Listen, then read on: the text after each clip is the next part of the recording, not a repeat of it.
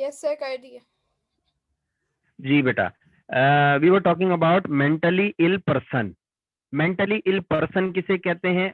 It means a person who is in need of treatment by reason of any mental disorder other than mental retardation. ऐसा शख्स जिसको जहनी मर्ज लाहक हो और उसको ट्रीटमेंट की जरूरत हो, उसको मेंटली इल पर्सन कहा जाता है। अदर देन मेंटल रिटार्डेशन, यहाँ थोड़ी सी तखसीस कर दी है। मेंटल रिटार्डेशन जो है वो कंजेनाइटल होती है, या यूं समझ लें पैदाइशी होती है। मेंटल रिटार्डेशन थोड़ा सा डिफरेंट सिनेरियो है, उसमें ब्रेन की डेवलपमेंट सही नहीं हो पाती। ठीक है, तो पैदाइशी तौर पर आपने देखा होगा कुछ, जैसे खास तौर पे जो सेरेब्रल पाल्सी के बच्चे होते हैं, जिनको पैदा होने के बाद बुखार आ जाता है, उनको झटके लगते हैं, तेज बुखार आता है, हाई ग्रेड फीवर, और मेंटल उनका जो डेवलपमेंट प्रोसेस है वो स्लो हो जाता है ड्यू टू ब्रेन इंजरी। वो जो है मेंटल रिटार्डेशन की तरफ जाते हैं। हम उनको इंक्लूड नहीं कर रहे, ठीक है, मेंटली इल पर्सन में। Excluding that mental retarded person, हर वो शख्स जिसको इलाज की जरूरत हो on account of mental illness, उसको हम मेंटली इल पर्सन कहेंगे। भाई देखिए, जैसे कहा जाता है सिक पर्सन, किसको टाइफाइड हो जाए, मलेरिया हो जाए, तो वो सिक है ना, बीमार है। तो ऐसे ही जहनी तौर पर भी लोग बीमार हो जाते हैं और उनको इलाज मुआवजे की जरूरत होती है। यही वो स्टेप होता है जिसकी ऊपर नजरअंदाज कर देते हैं लोग और कहते हैं नहीं यार ठीक है, ये तो सब अल्लाह की तरफ से है, परेशानी अल्लाह। देखिए, अल्लाह ताला की तरफ से हमेशा आपके लिए रहमत, फजल, करम, नरमी होती रहती है। क्योंकि देखिए, अल्लाह ये नहीं चाहता कि अपने बंदे को मुश्किलों में रखे। ये हमसे कुछ मिस्टेक्स हो रही होती हैं और फिर हम मशवरा भी नहीं कर रहे होते। जब इंसान मशवरा नहीं करता ना, और अपने आप को अक्ल-कुल समझना शुरू हो जाए या गलत रास्ते पे चले, तो फिर उसको भुगतना पड़ता है। तो वहां जाकर फिर डिप्रेशन हावी होता है और फिर मेंटल इलनेसेस आना शुरू हो जाती हैं। तो बेहतर ये है कि आप किसी ना किसी को अपना दोस्त बनाएं, अपना हाल दिल सुनाएं। चाहे वो आपका दोस्त हो, चाहे भाई हो, चाहे क्लास फेलो हो, चाहे वो ऑफिस फेलो हो, चाहे कोई भी हो। जब तक ये आप वेंटिलेट नहीं करेंगे, आपके जहन में कुछ ना कुछ कंफ्यूजन रहता है, और यही वजह होती है कि फिर वो शख्स एक स्टेज पर पहुंचकर साइकेट्रिक इलनेसेस का शिकार हो जाता है। अच्छा जी, नेक्स्ट टाइम है मेंटली इल प्रिजनर। अच्छा, प्रिजनर को खास तौर पे यहाँ इस तरह से डिस्कस किया जा रहा है कि देखिए, होता ये कि जब इंसान को सजा सुना दी जाती है और कैद में रखा जाता है, तो जाहिर सी बात है वो जहनी कर्ब में तो आएगा, परेशान होगा, मायूस होगा, और वो बेजार हो जाता है अपनी जिंदगी से। तो वो बहुत सारे ऐसे स्टेप्स ले सकता है जिसमें वो खुदा ना खास्ता वो अपने आप को मारने की कोशिश करे। Anyhow, mentally ill person को डिफाइन ऐसे किया गया है, it means a mentally ill person for which for whose detention in or removal to a psychiatric hospital, psychiatric nursing home, jail or other place of safe custody, an order referred to in section 27 has been made। देखिए, कानूनी तौर पर किसी ऐसे prisoner को जिसको after diagnosis ये फैसला कर लिया जाए कि अब इसको नॉर्मल प्रिजनर से अलग किया जाए और इसके लिए स्पेशल अरेंजमेंट की जाए, तो ये एक बाकायदा लॉ है अंडर द सेक्शन पीपीसी कि मेंटली इल पर्सन जो कि प्रिजन में है उसको अलग किया जाए। अच्छा, यहाँ मैं आपको कई वाकयात सुना सकता हूँ। एक छोटा सा वाकया सुन लीजिए।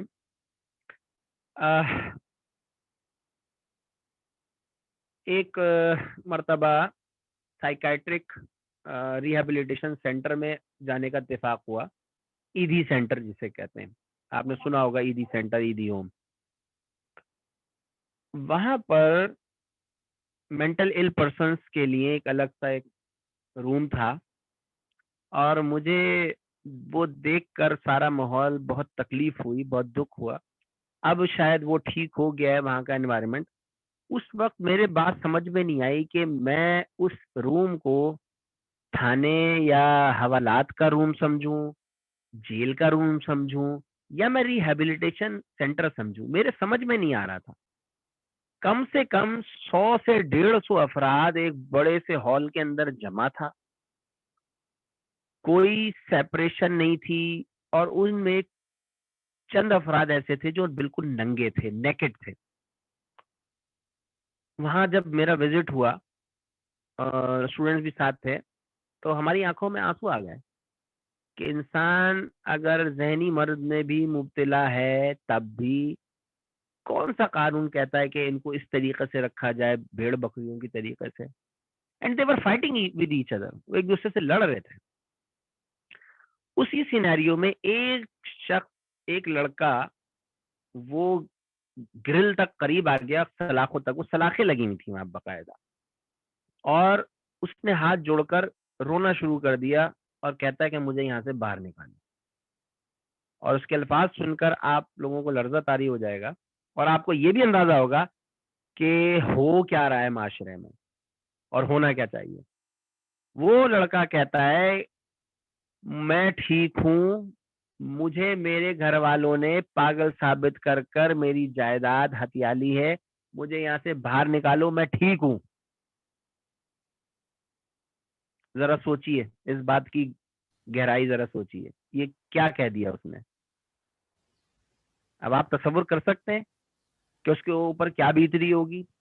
अगर वो हकीकतन ठीक है, हेल्दी है, और उसको साबित करवा दिया किसी भी तरीके से unlawfully, mentally ill person, psychiatric या इंसेन पर्सन, और उसको दाखिल कर दिया उन अफराद के साथ जो 110% इंसेन है, मैनिक लोग हैं, मैनिक मैनिया जिससे तारी होता है, वो बेकाबू हुआ होता है, वो मार रहा होता है, पीट रहा होता है, उसके दरमियान में उसे छोड़ा हुआ है। अब मुझे बताइए, क्या एक ऐसा वक्त नहीं आएगा कि वो वाकई में अपने आप को इंसेन महसूस करना शुरू कर देगा? आप क्या समझते हैं? यस सर, बिल्कुल आएगा। महसूस भी नहीं, मतलब हो भी जाएगा। हो जाएगा ना। यही देखिए, ये तो मैंने एक्सट्रीम रवैया आपको बता दिया, और ये ऐसे कई वाकयात हैं। लेकिन आप ये देखिए कि अगर किसी मेंटली डिस्टर्ब पर्सन जो आपके माशरे में मौजूद है, आपके फ्रेंड सर्कल में मौजूद है, आप उसको इग्नोर करना शुरू कर दें, देखिए उसके ऊपर क्या बीतती है। ये तो मैं उस शख्स की बात कर रहा हूँ जो सलाखों के पीछे था। ये वो शख्स है जो जहनी सलाखों के पीछे है, और आप उसको लिफ्ट नहीं करा रहे, आप उस पर अपनी नजर करम नहीं फरमा रहे, आप अपना रवैया नहीं दुरुस्त कर रहे, आप किनारा कशी इख्तियार कर रहे हैं। आप क्या समझते हैं कि वो क्या करेगा? क्या होगा उसके साथ? वो जाहिर खुद सी को बात, मारना चाहेगा। बिल्कुल बिल्कुल। ये जो खुदकुशी के वाकयात आप सुनते हैं ना आए दिन, इनके पीछे यही होता है। इंसान को कोई वायरस नहीं लग जाता कि वो जाकर जो है वो खुदकुशी करना शुरू करता है, ऐसा नहीं है। और खुदकुशी ये हजरत इंसानी है जो करते हैं, ये भी एक अलमी और एक हकीकत है। आपने किसी जानवर को खुदकुशी करते हुए नहीं देखा होगा, नेवर एवर। हादसाती तौर पे मरते हैं जानवर, या शिकार हो जाते हैं किसी दूसरे बड़े जानवर का। खुदकुशी कोई नहीं कर रहा होता, कभी कोई जानवर खुदकुशी नहीं करेगा। आपने कुत्ते बिल्लियों को बीमार होते हुए देखा है आपने? क्या यस वो सर। लोग छतों पर गिरकर मरना शुरू कर देते हैं? नहीं। No sir. कोई खुदकुशी नहीं करता, वो बीमारी में मर जाएंगे। आखिरी दम तक वो हाँफते रहते हैं, फाइट करते रहते हैं अपनी आप को, लेकिन खुदकुशी कोई नहीं करता। ये बस मसला इंसान के साथ ही है कि वो खुदकुशी की तरफ जाता है, जो कि नाजायज है और नाहक मौत है। इसका शरई मामला तो अलग ही है, लेकिन ये इंसान होने की दलील नहीं है। ठीक है ना? जब आपको अल्लाह पाक ने सलाहियतें ज्यादा दी हुई है, तो जानवरों से सबक हासिल करें कि कोई जानवर ऐसा काम नहीं कर रहा है। फिर ये भी देखें कि माशरा हमारे यहाँ कितना नेगेटिव बर्ताव कर रहा है ऐसे शख्स से जो थोड़ा सा भी अगर मेंटली डिस्टर्ब है। हम एक दूसरे से बात नहीं करते हैं, हम एक दूसरे के गम शेयर नहीं करते हैं, खुशियों में साथ होते हैं, गम में भाग जाते हैं। ऐसा ही है ना? कोरोना का मामला चल पड़ा, आप दिल पे हाथ रखिए, आपने कितने लोगों को, करीबी लोगों को सुना कि यार फला को कोरोना हो गया है। मैं ये नहीं कहता कि आप जाइए उनके पास, क्लोज कांटेक्ट में आ जाइए, लेकिन क्या खैर और आफियत मुसलसल पूछते रहे? हफ्ते में कितनी मरतबा उनको कॉल करके खैरियत पूछ ली, इससे तो वायरस नहीं लगता ना। तो ये छोटी छोटी मिसालें हैं। किसी के गम में अगर आप सिर्फ उसको इस हद तक ये एहसास दिला दें कि नहीं यार हमें तुम्हारा एहसास है, हमें तुम्हारे गम का एहसास है, वो जी जाता है, वो वापस आ जाता है। मेरे एक दोस्त हैं, बहुत करीबी दोस्त मेरे, पीएचडी के क्लास फेलो थे, उनको कोरोना हो गया। जब मुझे पता चला तो बेताब था मैं। उनकी कॉल आई और कहने लगे शिराज मुझसे आखिरी मरतबा आकर मिल लो, फिर पता नहीं मुलाकात हो या ना हो। तसव्वुर कीजिए ये जुमला अगर आपको किसी अपने बहन भाई से अगर सुनने को मिल जाए, क्या बीतेगी आपके ऊपर, है ना। सर सुन के ही अब रोंगटे खड़े हो रहे हैं। ठीक है, अच्छा अब इतना हौसला करना है कि जाकर मिले, ये तो बहुत बड़ा मसला है। घर वाले आपको इजाजत नहीं देंगे, आप खुद भी डर जाएंगे, है या नहीं है। लेकिन हिम्मत करके हम चलो हम गए और फासले से बैठे।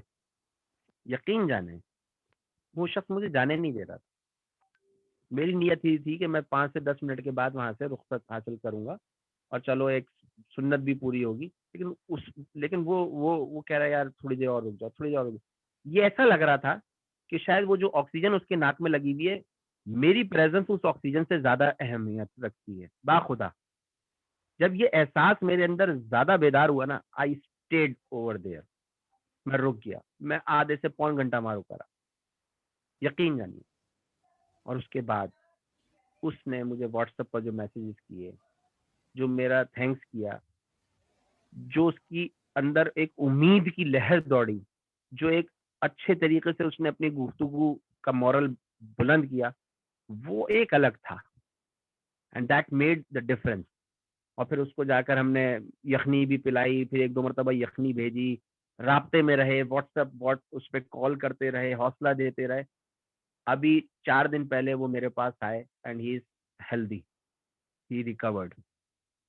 अल्लाह करवाता है, अल्लाह ने सेहत दी उनको। लेकिन देखिए लोगों का जो बिहेवियर होता है ना, कैंसरस पेशेंट के मुतालिक क्या कहा जाता है, it is not the cancer that kills the patient, it is the behaviour yes of sir. Other person. अरे यार इसको कैंसर हो गया है, ओहो अब छोड़ दिया, उससे बात करना छोड़ दी, जाना छोड़ दिया। और लोग पता नहीं क्या से क्या बातें कर, अरे ये इसने तो कोई गुनाह किया होगा, ये गुनाह की सजा मिल रही है उसको। अगर ये कैंसर आपको हो जाए तो फिर आपके गुनाह सामने आ गए, इसका मतलब है? कितनी गलत बातें हैं।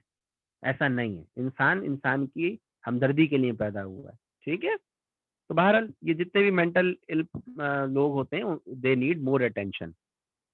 अच्छा जी, फिर छोटी छोटी डेफिनेशन हैं। साइकेट्रिक हॉस्पिटल क्या होता है, जाहिर सी बात है वो स्पेशल सेटअप जहाँ ऐसे मरीजों को इलाज किया जाता है। साइकेट्रिस्ट मैंने आपको बता दिया, वो शख्स जिसकी डिग्री क्वालिफिकेशन वगैरह इस हद तक हो कि वो जहनी अमराज का इलाज कर सके, ठीक है, उसको साइकेट्रिस्ट कहते हैं। अच्छा फिर जी जी क्या हुआ? अच्छा जी, एब रिएक्शन एक टर्म है। एब रिएक्शन का मतलब ये होता है कि it means the working of an speech and action of a repressed disagreeable experience.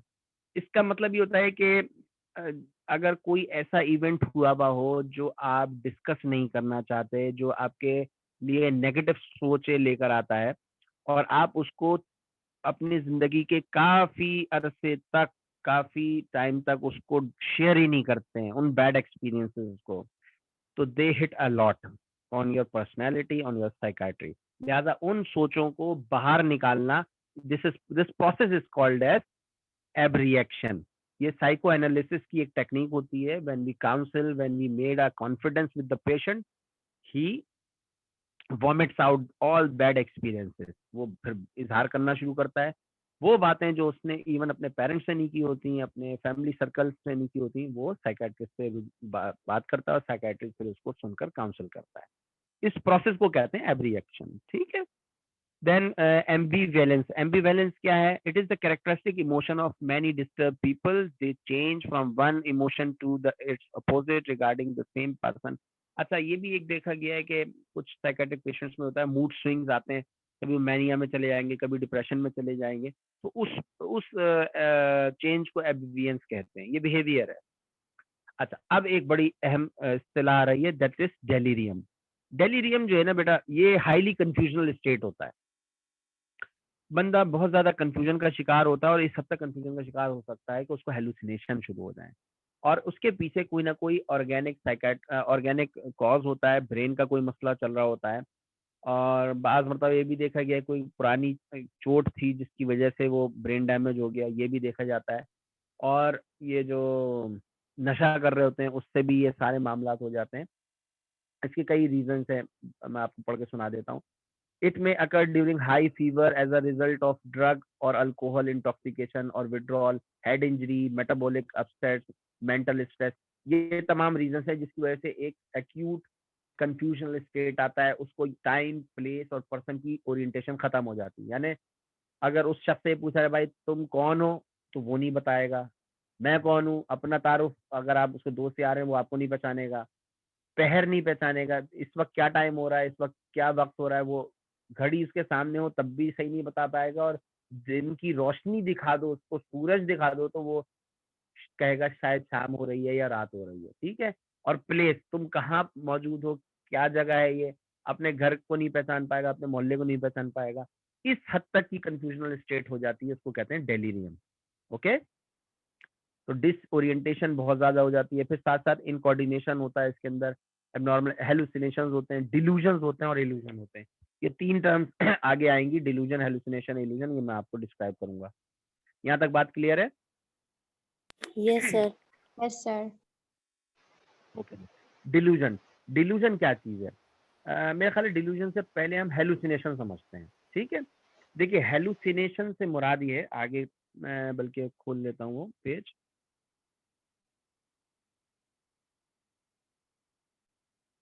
ये पॉइंट नंबर 14, हेलुसिनेशन, इसको समझिएगा। देखिए कुछ का कुछ दिखाई देना, कुछ का कुछ सुनाई देना, कुछ का कुछ सुंघाई देना, कुछ का कुछ टेस्ट महसूस करना, और कुछ का कुछ जिस्म पर कुछ एबनॉर्मल सेंसेशंस का महसूस करना। इस तरीके की अगर कैफियत है तो हम इसको कहते हैं हेलुसिनेशन। अब मैं मिसाल देता हूँ। इस वक्त आप सब जो हैं वो अपने मोबाइल या लैपटॉप की स्क्रीन के सामने हमतन गोश हैं और मेरी आवाज सुन रहे हैं, ऐसा ही है? Yes Yes, sir. sir. हल्फियन बात कह दीजिए कि वाकई में ऐसा है, क्योंकि मैं अब मिसाल जो sir. देने जा रहा हूँ उससे आप लोग हंसेंगे, मुस्कुराएंगे। यस सर, बिल्कुल Yes. ऐसा ही है। बिल्कुल। क्या आपको अपने मोबाइल स्क्रीन की जगह आपको कोई गधा गाड़ी दिख रही है? नहीं, Sir. पक्की बात है? पक्की बात है। चलिए Sir. शुक्र है, इसका मतलब है आप सब जो है मोबाइल की तरफ ही देख रहे हैं। कहीं ऐसा तो नहीं आप में से किसी ने उस गधे को ढूंढने की कोशिश करी? नहीं सर। Yes, sir. चलिए शुक्र है, अल्हम्दुलिल्लाह अल्हम्दुलिल्लाह। देखिए सर जो होगा वो समझ जाएगा ना। मैंने देखिए आईने का जिक्र नहीं किया है। नहीं खैर, आप सब माशाल्लाह समझदार लोग हैं और सही हैं। देखिए अगर खुदा न खास्ता जो चीज मंजर पे ना हो और मंजरनामे में दिखना शुरू हो जाए। देखिए हम देखते आंख से हैं लेकिन महसूस करते दिमाग से हैं। इस बात को समझते हैं? आप सब मेडिकल के स्टूडेंट हैं। Yes, sir. Yes, sir. आप सुनते नाक से हैं लेकिन एहसास आपका दिमाग में जागता है। Yes sir. आप जबान से चखते हैं लेकिन एहसास दिमाग में होता है। ऐसा ही है ना? Yes, sir. Central nervous system. Sir. फर्ज करें आप देखें कुछ और इदराक कुछ और हो, गधा गाड़ी दिखना शुरू हो जाए, उसका मतलब क्या होगा कि कहीं ना कहीं Absence of डिस्टर्बेंस, mind. या तो आंखों में मसला हो गया है, आंखों के अंदर कोई गधा गाड़ी फिट हो गई है जो कि हो नहीं सकती। तो ऐन मुमकिन है कि दिमाग के अंदर इदराक, फहम, सोच गलत डेवलप हो रही है, माइंड डिस्टर्ब हो रहा है। इसको कहते हैं हेलुसिनेशन। ठीक है। हेलुसिनेशन की 5 टाइप्स हैं, क्योंकि हमारे 5 सेंसेस हैं। हम अगर आंखों से जो सामने हमारे चीज मौजूद है उसका इदराक सही नहीं हो रहा हो, ठीक है, रस्सी को सांप महसूस करना, ठीक है, रस्सी को सांप महसूस कर रहा है, रस्सी देखी और शख्स डरना शुरू हो जाओ, वो सांप आ गया, सांप आ गया, या तार पड़ा हुआ उसको सांप समझ रहा है। ठीक है, इस तरीके की अगर कैफियत हो रही है तो हम इसको कहते हैं हेलुसिनेशन। अच्छा, यहाँ थोड़ा सा डिफरेंस मैं कर देता हूँ, थोड़ा सा डिफरेंस कर देता हूँ। अगर वाकई में रस्सी मौजूद है और उसका इदराक हो रहा है सांप का, तो इसको मैं डेफिनेशन थोड़ी सी चेंज करता हूँ, इसको मैं कहता हूँ इल्यूजन। क्या बोलता हूँ? इल्यूजन। लेकिन एक चीज हो ही नहीं, यानी रस्सी मौजूद ही नहीं है और जहन में सांप का इदराक हो रहा हो कि सांप आ गया, सांप आ गया, तो ये कहलाएगा हेलुसिनेशन। ठीक हो गया? अब मैं इसको डेफिनेशन इंग्लिश में पढ़ता हूँ। False perception, false perception in the absence of stimuli is called as hallucination, and in the presence of stimuli is called as illusion. दोबारा पढ़ता हूँ। False perception in the absence of stimuli. Absence of stimuli का मतलब है कि कोई चीज मौजूद नहीं है, तहरीक देने वाली चीज कोई मौजूद नहीं है। जैसे रस्सी की मिसाल दी मैंने, या तार की मिसाल दी, जो तार और रस्सी ये स्टिमुलस है, ये मौजूद नहीं है और इदराक हो रहा हो सांप का, तो ये कहलाएगा हेलुसिनेशन। लेकिन अगर सांप या रस्सी या तार मौजूद है और सांप महसूस हो, तो ये कहलाएगा illusion. Illusion is a magic. एक नया जुमला सुन लीजिए, इल्यूजन इज अ मैजिक। आपने मैजिक देखा है? मैजिशियन को देखा है? वो Yes, क्या कर sir. रहा होता है? वो क्या कर रहा होता है? टोपी में से खरगोश निकाल देता है, कबूतर निकाल देता है, आसमान में से रिबन निकाल रहा होता है, बॉल होती है उसको गायब कर देता है, चूजा बना देता है, अंडा दिखाता है, चूजा निकाल देता है। ऐसा ही है ना यार? असल स्टिमुलस तो मौजूद होता है ना। पहले अंडा था, अब चूजा दिख गया, टोपी थी उसमें से खरगोश दिखा। स्टिमुलस कहीं ना कहीं मौजूद है, आप फोकस हुए हुए थे किसी चीज पर, और एक वक्त में 1,00,000 लोग इस बात की गवाही दे देंगे कि हाँ जी अंडा था, बाद में चूजा बन गया। सब गवाही दे रहे होते हैं, तभी तो तालियां बजाते हैं आप फैसिनेट होते हैं, वाओ एक अनयूजुअल एक्सपीरियंस हुआ, वाओ। ऐसा ही है ना? और सबको एक सा एहसास होता है। लेकिन अगर किसी शख्स को बगैर मैजिशियन के ये एहसास होना शुरू हो जाए कि चूजे हैं, कबूतर है मेरे गिर्द, मेरे सर पे कबूतर आके बैठ गया है, तो फिर हम इसको कहते हैं हेलुसिनेशन। ठीक है, ये नफसाती बीमारी है। इल्यूजन एक मैजिकल ट्रिक है, वो ट्रिक है। ठीक है, वो ट्रिक होती है। मैजिक जो है वो ट्रिक होती है, इल्यूजन है वो, शराब जिसे कहते हैं, धोखा। ठीक है, और हेलुसिनेशन जो है वो उसकी 4-5 टाइप्स हैं, हमारे हवा से खमसत से रिलेटेड। खुशबू आना, बदबू आना, ठीक है, टेस्ट खराब हो जाना, ये सारी चीज इस तरीके से आप जिस्म पर कीड़े चलते हुए महसूस होना, इसको हम कहते हैं हेलुसिनेशन। तो विजुअल हेलुसिनेशन होते हैं, ऑडिटरी होते हैं, और स्मेल के, टेस्ट के, इसको गॉस्टेटरी कहते हैं। ठीक है, और क्या नाम है, स्मेल को कहते हैं ऑल्फैक्शन, और टच जो है वो टेक्टाइल हेलुसिनेशन। ठीक है, अब मुख्तलिफ बीमारियां हैं जिसके अंदर ऐसे एहसास बेदार हो जाते हैं, तो फिर हम डेफिनेटली इसको फोकस करते हैं। आपने कभी किडनी पेशेंट या लिवर पेशेंट का एंड स्टेज देखा है? एंड स्टेज पेशेंट देखे कभी, किडनी फेलियर, लिवर फेलियर के? No, sir. जिनकी अनकरीब आपने डेथ भी सुनी हो कि भाई वो इंतकाल हो गया। सर लिवर पेशेंट के बारे में सुना है। अच्छा, देखिए, लिवर पेशेंट जब एंड स्टेज पर होता है, जब उसका यूरिया लेवल बहुत ज्यादा बढ़ जाता है। लिवर आपको पता है यूरिया मेटाबोलाइज करता है और किडनी से निकालता है। किडनी Yes, खराब sir. हो जाए या लिवर खराब हो जाए तो यूरिया के लेवल्स बढ़ जाते हैं और यूरिया फिर ब्रेन में जाके डिपॉजिट होता है, and it hits the brain, वो ब्रेन डैमेज करता है, तो हेलुसिनेशन शुरू हो जाता है। तो ऐसे शख्स को ना अपने गिर्द कभी पानी दिख रहा होता है, कभी आग दिख रही होती है, कभी वो खुद बड़बड़ा रहा होता है, और उसके इर्द गिर्द के लोग पता है क्या करते हैं? चलो भाई इसका वक्त आ गया, फरिश्तों से बात हो रही है, फरिश्ते इसको फरिश्ते देख रहे हैं, और चंद दिन के बाद इंतकाल भी हो जाता है। हो सकता है चंद घंटे के बाद उसका इंतकाल हो गया। मेडिकल साइंस ये कहती है कि हेलुसिनेशन हो रहे हैं और इसमें ब्रेन डैमेज हो रहा होता है, यूरिया के लेवल्स बढ़ जाते हैं और टेस्ट करवा के देख लें, यूरिया के लेवल बहुत ज्यादा बढ़े हुए होते हैं, तो उसको हेलुसिनेशन उस यूरीमिया की वजह से होता है। ऐसे किडनी पेशेंट में भी हाई यूरीमिया जब हो जाता है तो हेलुसिनेशन होना शुरू हो जाता है। ठीक है, क्लियर? Yes, sir. यस अच्छा, सर। अब जरा डिल्यूजन को देख लेते हैं। डिल्यूजन क्या है? Firm false believe that can not be explained on the reality background. आप में से कितने लोग खुद को वजीर आजम पाकिस्तान समझते हैं? कोई है ऐसा? क्या सर? आप में से कितने लोग खुद को वजीर आजम पाकिस्तान समझते हैं? No, एक sir. किसी की आरजू है? No, sir.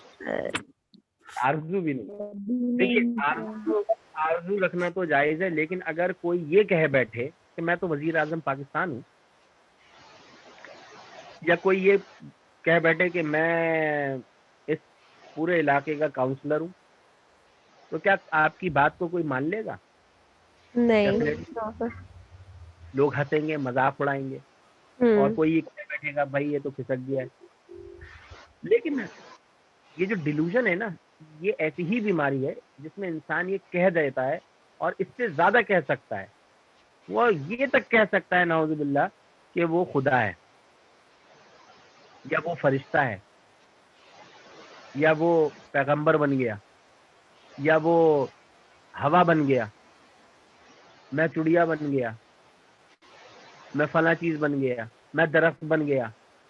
ये ऐसे स्टेज आ जाते हैं, अल्लाह महफूज रखे ऐसी बीमारियों से।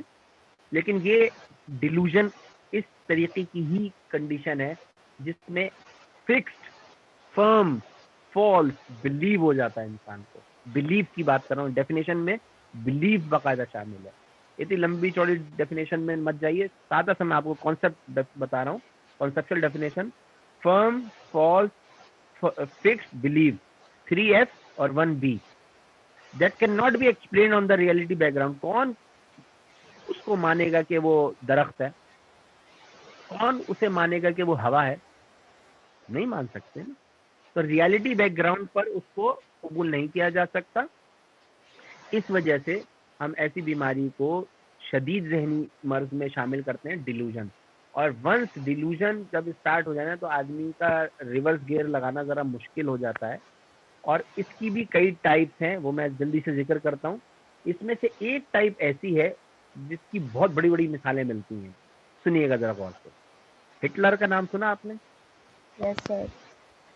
Yes sir. Hitler was delusive personality, delusion था उसका। क्या डिल्यूजन था? I will rule the world, I am ruling the world, I am king of this world. ये उसको डिल्यूजन हो गया था, और वो फतुहात दर फतुहात करता चला जा रहा था। शिकस्त तो उसको एक मुकाम पर आकर शुरू हुई ना, साइबेरिया में शिकस्त होना शुरू हो गई थी उसको, और मुख्तलिफ और जगहों पर हुई, फिर सबने मिलकर उसकी ठुकाई करी। बेसिकली वो डिल्यूजन का शिकार हो गया था। ठीक है, और देखें उसके बारे में कहा जाता है कि शायद उसने खुदकुशी करी, या वो गायब हो गया। उसकी आज तक डेड बॉडी नहीं है, उसका कहीं कोई टॉम्ब नहीं है, कोई मजार नहीं है, कोई कब्र नहीं है, गुमनाम हो गया वो। एक इतना बड़ा कर्नल जर्नल गुमनाम हो जाए, ये कैसे हो सकता है? आखिरी स्टेज उसका जहनी तौर पर बड़ा खतरनाक था, और अक्सर कयास यही किया जाता है कि उसने खुदकुशी कर ली। ठीक है, तो उसको बेसिकली डिल्यूजन था, और डिल्यूजन ऑफ ग्रेंडियोसिटी। ये अभी यहाँ देखिए स्क्रीन पर यहाँ लिखा हुआ होगा नंबर, ये ई जो है, डिल्यूजन ऑफ ग्रैंडियोर। ग्रैंडियोर कहते हैं अपने आप को बहुत बड़ा तस्वुर करना, पायस, स्ट्रॉन्गेस्ट, ठीक है, गॉडेस, इस तरीके से अगर फीलिंग आना शुरू हो जाए। अच्छा, इसकी शुरुआत गुरूर से भी कही जा सकती है। कि गुरूर जो है ना, देखिए तकब्बुर, गुरूर बड़ी खतरनाक बीमारी है ये। ठीक है, ये सिर्फ अल्लाह की जात के लिए, तकब्बुर, गुरूर सिर्फ अल्लाह की जात के लिए, और किसी के लिए नहीं। किसी अंबिया में से किसी के लिए नहीं है, किसी पैगंबर के लिए नहीं है, किसी वली के लिए नहीं, किसी के लिए भी नहीं है। तकब्बुर सिर्फ अल्लाह की जात को है। वो कह सकता है कि मैं हूं, मुझ जैसा कोई नहीं, ला इलाहा इल्लल्लाह, ठीक है, लेकिन उसके अलावा कोई नहीं। अच्छा, जिसने ये बीमारी जिसको लगी वो उसका बेड़ा गर्क हुआ और वो डिल्यूजन ऑफ ग्रेंडियोसिटी का शिकार हो जाता है, ठीक है। इसी तरीके से हाइपोकॉन्ड्रियल डिल्यूजन है। हाइपोकॉन्ड्रियल डिल्यूजन क्या होते हैं? जैसे कैंसरस पेशेंट है, ठीक है ना, या से फॉर एग्जांपल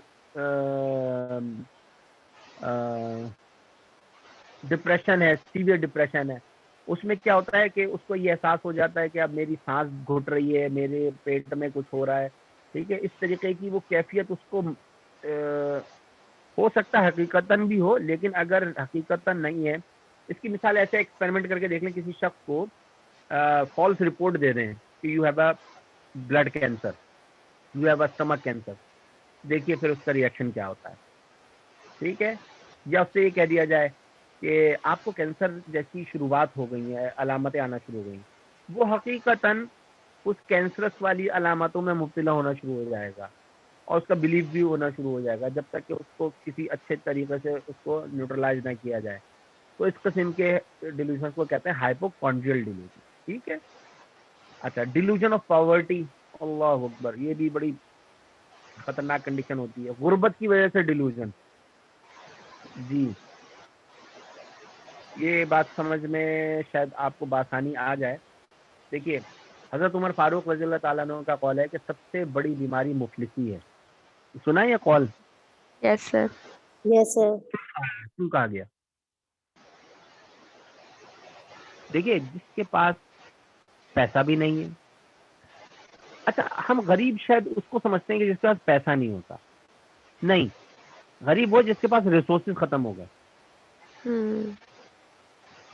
यानी पैसा वैसा माल ये चीजें भी खत्म हो गई, लेकिन आपसे वो लोग भी दूर हो गए जो आपके लिए सहारा बन सकते थे। तब आदमी असल गरीब होता है। और किसी ने क्या खूब कहा है कि असल गरीब वो है जिसके पास कोई दोस्त नहीं। हकीकी दोस्त अगर नहीं है तो वो गरीब है, वाकईतन वो गरीब है। अगर उसके पास माल मौजूद है, ताकत मौजूद है, लेकिन दोस्त मौजूद नहीं, वो गरीब है। और जिसके पास मटेरियल नाम की कोई चीज नहीं है, लेकिन ऐसा शख्स मौजूद है जो अपने मुंह से निवाला जो है वो आपके मुंह में डाल दे, अपनी रोटी शेयर करता है, तो इसका मतलब है आप अमीर हैं, आपके पास दुनिया की बहुत यस बड़ी सर, ताकत मौजूद है, सही ठीक है। बात। अच्छा, तो पॉवर्टी जो है ना, गुर्बत जो है, वो इंसान को डिप्रेशन में लेके जाती है और फिर लोगों के साथ हो जाता है, जहन पलट जाते हैं, इस हद तक मामलात हो जाते हैं, फिर रिलेटिव छोड़ जाते हैं अपना साथ ना। वो कहते हैं चढ़ते सूरज को सलाम, तो ऐसा रवैया अगर कर रहे होते हैं और फिर आदमी डिप्रेशन डिप्रेशन डिप्रेशन। अभी एक मेरे पास एक इंजीनियर बैठा हुआ था आपके लेक्चर से पहले ना, उनसे हम एक अपना काम करवा रहे हैं, जरा बिजी चल रहे हैं, तभी हम इसी वजह से। तो he is very intelligent, very very intelligent, लेकिन क्या उसको उस तरीके से अप्रिसिएशन नहीं मिल रही माशरे में जो उसका हक बनता है।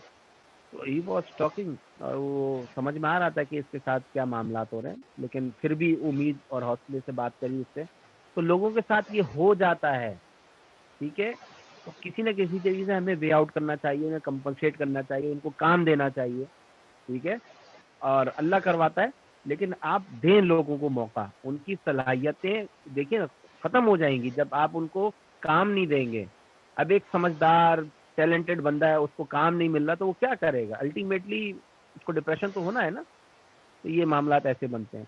और देखिए, निहिलिस्टिक डिल्यूजन, निहिलिस्टिक डिल्यूजन में क्या होता है कि वो ये समझ बैठता है कि बस मेरी वक़्त इस दुनिया में नहीं है और मैं किसी काम का नहीं हूँ, I have know worth in this world. और इवन ये तक सोचना शुरू कर देता है कि मैं तो एग्जिस्ट ही नहीं करता, मैं हूँ ही नहीं, मैं तो हूँ ही नहीं, या मैं मुर्दा हूँ, ठीक है। अल्लाह ना करे इस तरीके की अगर ख्यालात जन्म ले लें और वो पुख्ता हो जाएं, तो वो कहलाते हैं निहिलिस्टिक डिल्यूजन, ठीक है। फिर है डिल्यूजन ऑफ इनफिडिलिटी, ये अल्कोहलिज्म, जो शराब पी रहे होते हैं उनका भी जहन खराब हो जाता है। और शिजोफ्रेनिक, शिजोफ्रेनिया हम आपको टर्म पूरी पढ़ाएंगे इंशाल्लाह ताला। तो उनके अंदर क्या होता है, एक शक व शुबात बहुत ज़्यादा जो है ना उनके जहन में आना शुरू हो जाते हैं, और वो अपने मेट्स के बारे में सोचना शुरू कर देते हैं, ये मुझे मारने की कोशिश कर रही है, बीवी मार रही है, बच्चे मार रहे हैं, रिश्तेदार मारना चाहते हैं मुझे, शक्की मिजाज होता है, पैरानोया हो जाता है, उसको पैरानोइड पर्सनालिटी का शिकार हो जाता है, ठीक है। उसको कहते हैं delusion of इन्फिडेलिटी। Delusion of grandeur मैंने आपको बता दिया। डिल्यूजन ऑफ परसिक्यूशन में भी है, ये पैरानोइड हो जाता है बहुत ज़्यादा कि कोई इसको मारने की कोशिश कर रहा है, ठीक है। तो ये 4-6 किस्में जो हैं डिल्यूजन की आपके सामने डिस्कस करी हैं। उम्मीद है कि ये आपको सारी चीज़ें समझ में आई होंगी। 3 चीज़ों पर ज़्यादा फोकस रखिएगा, इल्यूजन, हेलुसिनेशन, डिल्यूजन। ये बार बार चीज़ें पूछी जाती हैं और ये आपके काम आएंगी, क्लिनिकल वर्ल्ड में भी काम आएंगी। यहाँ तक कोई सवाल है तो पूछिए। No sir. मैं तो ये समझ रहा था कि आज तो सवालात की बौछार होगी। सर शिजोफ्रेनिया में बहुत सारी कंफ्यूजन हो सकती हैं, ये तो आपने एग्जाम्पल के साथ बताया ना, तो ये क्लियर होता गया, और ये तो डेली लाइफ से रिलेटेड था, तो इसलिए जल्दी भी समझ आ गया। ठीक है, नहीं शिजोफ्रेनिया हम पढ़ेंगे इंशाल्लाह ताला, और नो डाउट वो ज़रा सा कॉम्प्लेक्स बीमारी है, उसमें Yes, sir. Positive symptoms negative symptoms को समझना। उस दिन ज़रा बादाम और दूध ज़रा खाकर बैठिएगा, क्योंकि अक्सर औकात ये होता है कि साइकोलॉजी पढ़ने से दिमाग में खुश्की महसूस होना शुरू हो जाती है, ड्राई हो जाता है। ये मौजू भी दिलचस्प भी है लेकिन खुश्क भी है, क्योंकि देखिए इंसान को जहनी तौर पर समझना इतना आसान नहीं है। बहुत मुश्किल है सर, कोशिश की थी खुद से पढ़ने की एक दफा, शिजोफ्रेनिया बहुत टफ हो गया था। कोई बात नहीं, ये ऐसे ऐसे टॉपिक जो है ना हमेशा अंडर द गाइडेंस पढ़ें, यस यही मैं सर। आपको तनहा मत पढ़ें। अच्छा, स्टूडेंट जो होता है ना मेडिकल स्टूडेंट, उसके साथ एक और प्रॉब्लम होती है, उसको स्टूडेंट सिंड्रोम के अटैक्स आते हैं बाद मरतबा। जो पढ़ता है वो अपने जिस्म में महसूस करना शुरू कर देता है, यस सर, ऐसे एग्जाम्पल भी है, देखिए ठीक ये है तो। ना। हो सकता है अभी ये जो आज का लेक्चर है इसमें भी आपके जहनों में बहुत सारी चीज़ें आ रही हों, और डेफिनेटली उनमें कहीं ना कहीं आपके ऊपर चीज़ें बीती हैं, आप उन एक्सपीरियंसेस से गुजरे हैं। लेकिन एक मेरा जुमला याद रखिएगा, this is real life. Life यही है, लाइफ जो है ना देखिए स्टैटिक चीज नहीं है। लाइफ मीन्स चेंज, और जहाँ चेंज रुका ना वहाँ आप डेड होना शुरू हो जाते हैं, वहाँ आपकी ग्रोथ नहीं होती है। Take the things positively and share it with the logical and reasonable person, ठीक है, जो ट्रस्टवर्दी हो और जो थोड़ी अक्ल फहम आपसे ज्यादा रखता हो। मशवरा हमेशा उससे करना चाहिए। याद रखिए, मशवरा हमेशा अक्ल फहम दानिशमंद शख्स से कीजिए, और जो थोड़ा एक्सपीरियंस हो और लॉजिकल गुफ्तगू और रैशनल गुफ्तगू करें, और पॉजिटिव उसके अंदर फीलिंग्स हो, उससे मशवरा कीजिए। अदरवाइज आप खुद बहुत अच्छा सोचते हैं, समझते हैं, अल्लाह पाक ने आपको भी बहुत अच्छी सलाहियतें दी हुई हैं। जो माजी में हो चुका हो उसको सबक समझिए, उसको दुख मत समझिए। जिसने सबक समझा वो आगे की मंजिलें तय करेगा, जो दुख समझेगा वो दुखी रहेगा। उसके इर्द गिर्द की खुशियां भी उसको महसूस नहीं होंगी, और खुशियां समेटने का नाम है। खुशियां आपके इर्द गिर्द मौजूद होती हैं, ये अपने ऊपर साइन बोर्ड लगाकर नहीं आती कि मैं खुशी हूँ, ठीक है। आप तलाश कीजिए, आपकी खुशी जो है आपके इर्द गिर्द, आपके दोस्तों में, आपके बहन भाइयों में, आपके पेरेंट्स में मौजूद है, आपके खेल में, आपकी तालीम में, हर जगह खुशियां मौजूद हैं। उनको कलेक्ट कर लीजिए, ठीक है, और संभाल के रखिए उन एहसास को, उन लोगों को जो आपके लिए हीरे से कम नहीं है। वमा अलैना इल्लल बलाग। अल्लाह हाफिज। थैंक यू अल्लाह हाफिज़।